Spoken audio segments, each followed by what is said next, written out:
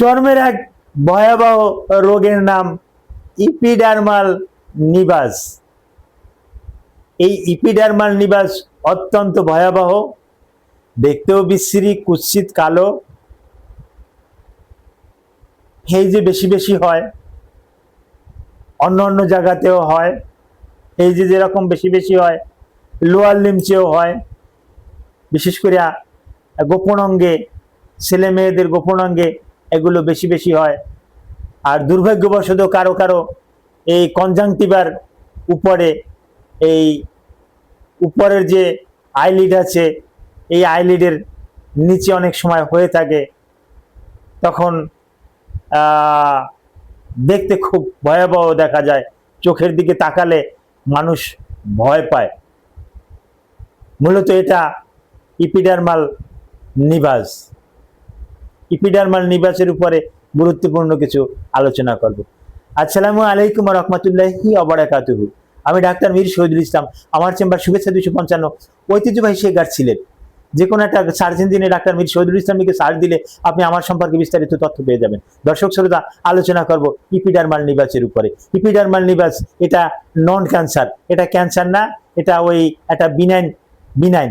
এটা ওই ত্বকের উপরে হয়ে থাকে, বাদামি বর্ণের, কালো বর্ণের, ধূসর বর্ণের এই আকৃতি হয়ে থাকে। এটা ছোট অল্প একটু এরিয়া নিয়ে হতে পারে, আবার বিস্তৃত এলাকা নিয়ে হতে পারে। তবে ভয় পাওয়ার কারণ নাই, এটা সাধারণত ক্যান্সার করে না বললেই চলে। 95%ই কিন্তু বিনাইন, এটা ম্যালিগনেন্সি না। ম্যালিগনেন্সি দ্যাট মিনস ক্যান্সার করে, কিন্তু ক্যান্সার এখানে করে না। তো এটা কখন হয়? এটা জন্মের পরপরই দেখা যাচ্ছে যে মায়ের গর্ভে থেকেই শিশুটা কিন্তু যখন ভূমিষ্ঠ হলো তখনই কিন্তু এই রোগটা কিন্তু দেখা যায়। আস্তে আস্তে করে এটা বৃদ্ধি পেতে থাকে।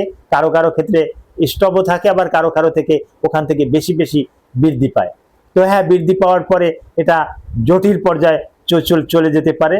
জটিল পর্যায়ে চলে যেতে দেখতে কেমন দেখা যায়? আবার বলছি, দেখতে কালো কালো কালো রঙের দেখাবে, বাদামি বর্ণের দেখাবে।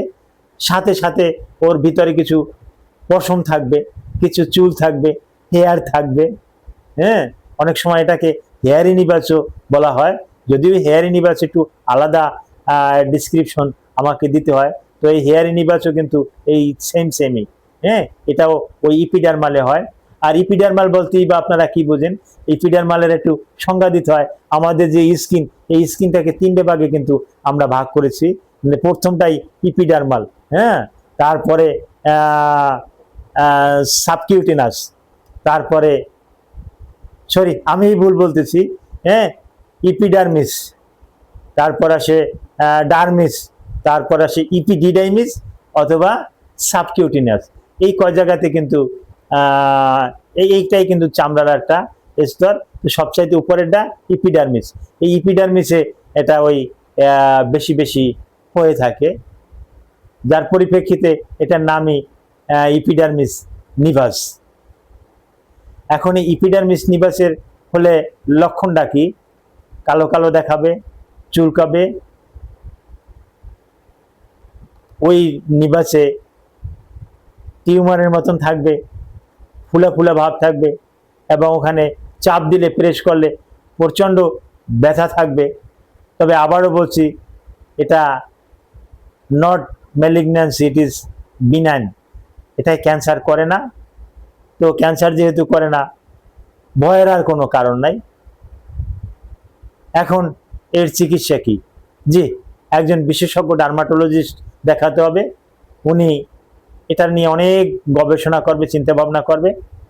তো উনি লেজার সার্জারির মাধ্যমে আপনাকে এটা থেকে পরিত্রাণ দিতে সক্ষম। Thank you all.